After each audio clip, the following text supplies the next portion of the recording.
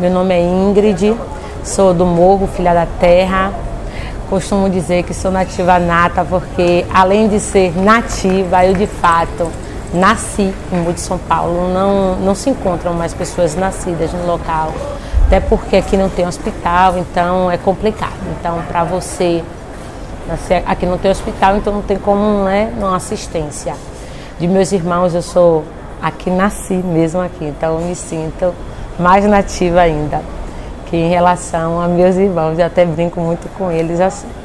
Mas eu sou filha de pescador, de dona de casa cozinheira, amo minha família, que é toda nativa. E hoje nós somos empresários, mas meu pai, a vida toda, ele foi pescador, hoje ele é empresário, né? Ele já está aposentado, não está mais pescando, mas todo o início que a gente começou foi disso aí, né? Como pescador. E como dona de casa, cozinheira, minha mãe montou um restaurante.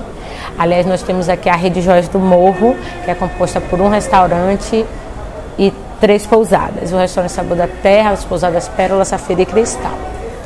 E eu desde sempre percebi que o morro foi crescendo muito, e terminou que a gente perdeu um pouco desse ser nativo, desse valor.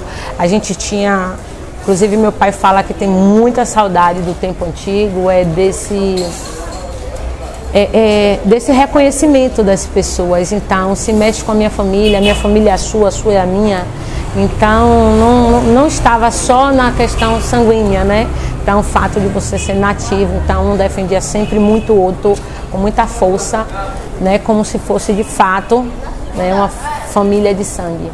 E ele disse falta disso, ele sente falta do morro antigo. Mas o morro de hoje é um morro próspero. Claro que tem as mudanças, né, vieram junto com todo o desenvolvimento de Morro de São Paulo, veio também aí algumas consequências que da economia, inclusive, né, do setor turismo, mas a gente ama o morro antigo e ama também esse morro atual, né, que é cheio de magia. Hoje a gente já tem uma comunidade muito diferente, né, hoje o morro é cosmopolita, né, e aí você tem um envolvimento, uma comunidade que é assim, tem nativos, tem poucos nativos, mas os moradores hoje já tem muito tempo aqui em Morro de São Paulo, é argentino, temos muito argentino aqui, mas temos muitos brasileiros que saem do sul, que vêm para Morro de São Paulo, chega aqui, se encanta e não quer mais sair. E do resto do país, né? E meu envolvimento com o AME, na verdade, o AME nasceu dentro de mim.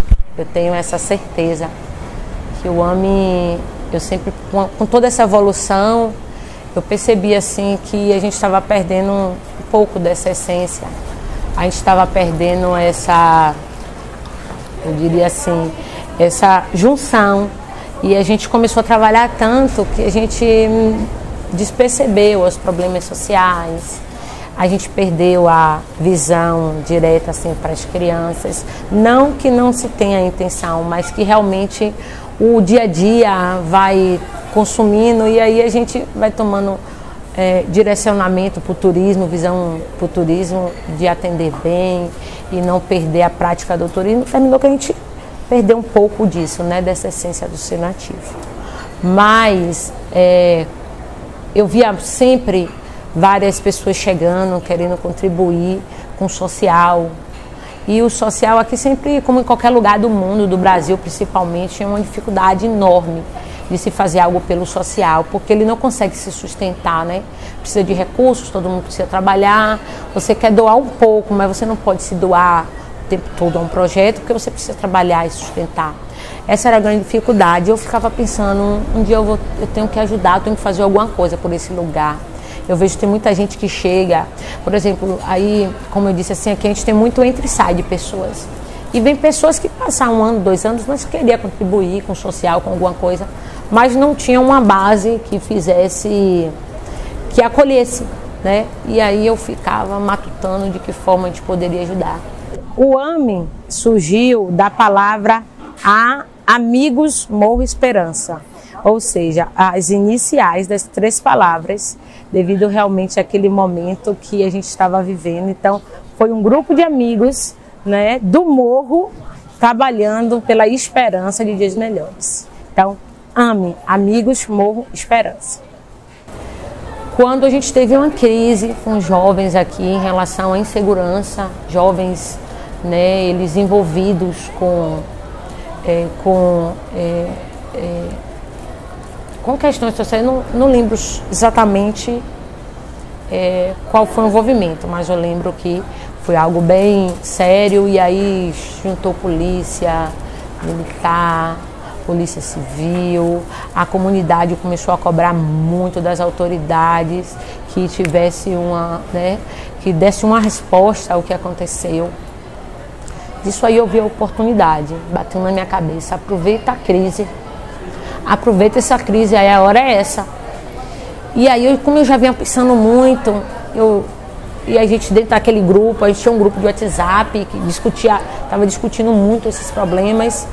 Eu disse, bom gente, eu tenho uma forma de ajudar. Eu não sou da polícia, não tenho como contribuir muito com os serviços da polícia, mas como cidadã, eu acho que aqui é dever de todos. E aproveitei aquele momento de palestra para sensibilizar empresários, a comunidade que estava muito envolvida, para sensibilizar que o que a gente estava acontecendo conosco era realmente a falta de investimento, a falta de atenção. A gente precisou ter uma crise no turismo, porque essa situação trouxe uma insegurança para o turismo. Turismo sem segurança, ela não existe, né? E aí eu vi nesse momento a oportunidade de a gente botar aí o projeto, e eu entrei, sensibilizei. Precisamos fazer algo pelos jovens. A gente tem que evitar que aconteça, dando educação, condições. Sabe o que aí comecei a questionar? O que você tem feito para ajudar a tirar os jovens dessa vida? Então, não é só polícia, não é só, né, autoridades. Existe aí um processo que é natural. A gente sabe que cada família é responsável pelos seus filhos, mas uma sociedade, ela precisa, né, amparar os menos favorecidos, principalmente que a gente tinha um índice de desistência escolar muito grande. Nós continuamos tendo. Se você visitar as nossas escolas, elas não são prioridade para o governo. Então, isso tudo fez com que a gente, né, corresse atrás. Eu sempre tive essa visão muito crítica. E daí foi aí que surgiu o AME, veio na minha ideia, você precisa fazer um grupo que a gente já tinha o Carlito, né, que é o do capoeira, que já faz esse trabalho aí com o grupo quilombola há mais de 20 anos, né? E ele é uma referência, inclusive, para nos inspirar enquanto ser social. Todo ano ele está ali, não é fácil, não é tarefa fácil. Você tem que trabalhar e ainda vir aqui fazer pelo social. E aí eu aproveitei esse momento, e aí fizemos nessa grande reunião, apresentei, disse que eu tinha um projeto. Eu aproveitei o momento, corri, peguei algumas pessoas que se interessavam, vamos escrever comigo aqui, eu tenho essas ideias. E o AME vai ser a grande mãe de todos os projetos. Então, o que vai ser a AME? A AME vai ser a base para todos aqueles que desejam fazer um projeto social, que precisam desenvolver uma atividade social. Então, o AME, ele teria a estrutura física e financeira. A ideia era essa, física e financeira para aqueles que se dedicam ao social. E eu comecei com os da casa, né? E tem tantos outros ainda que a gente queria poder trazer, mas que realmente a gente não consegue alcançar todos, porque é um trabalho é melhor você ter 3 funcionando que ter 10 capengando. Então a gente preferiu, né, começar com um grupo menor. A gente começou com surf, que acontece até hoje. Mudaram os educadores, mas continua o surf. A capoeira, continuamos com o mestre até hoje. Temos karatê, começamos o ano passado a biblioteca. A nossa biblioteca começou ano passado. saiu de uma ideia do Luciano, que é apaixonado por leitura, por livros. E aí ele disse que era um sonho ter aqui a nossa primeira biblioteca. E aí a gente conseguiu uma doação com as prateleiras, né, com o empresário também, amigos nossos. E aí a gente fez o nosso móvel, né, nosso armáriozinho que a gente consegue colocar os nossos livros. E a doação veio da própria comunidade. Mas a gente ainda precisa muito dessa ajuda que vocês podem observar, né? A nossa biblioteca ainda precisa de muito para ela ser a nossa referência. Porque se a gente pensar que a gente tem um grupo grande de pessoas se doando, eu ia precisar me doar uma vez ao ano e não a semana inteira. Então isso é importante, a comunidade ainda não percebe. Eu sei que também a comunidade ela se cansa porque tem um dia a dia todo de trabalho, tem filhos em casa. É complicado, mas para mim talvez seja um pouco mais fácil continuar sempre, porque sou empresária, então eu posso dar minhas fugidas, eu consigo conciliar, mas não toda uma comunidade tem a mesma disposição, né? E assim, quando a gente apresentou a AME, foi uma explosão de sentimentos, assim, muita gente envolvida, todo mundo acreditando muito, todo mundo... E eu também acreditava que era só iniciar e depois eu ia... No início, nos 2 primeiros anos, eu me dediquei muito, me cansei muito. Eu, inclusive, trabalhei mais para o projeto que para a minha própria empresa. Mas eu acreditava que depois de um ano eu não precisaria mais... ou 2 anos, estar tão envolvida no projeto. E o projeto continua um bebê. Hoje eu percebo que não é simplesmente a construção, né? É uma criança que precisa ser acompanhada, existe a fase, né? As fases do bebê, de forma igual eu vejo o projeto. Ele ainda está engateando, até ele andar sozinho com as próprias pernas, tem um longo caminho ainda a percorrer. Eu só desejo e quero muito que as conquistas, elas não sejam perdidas. Sabe, que lá na frente eu tenha outras gerações dedicadas, interessadas, que evoluam um projeto ou que pelo menos mantenham, sabe? E assim, foi uma luta também conquistar esse espaço.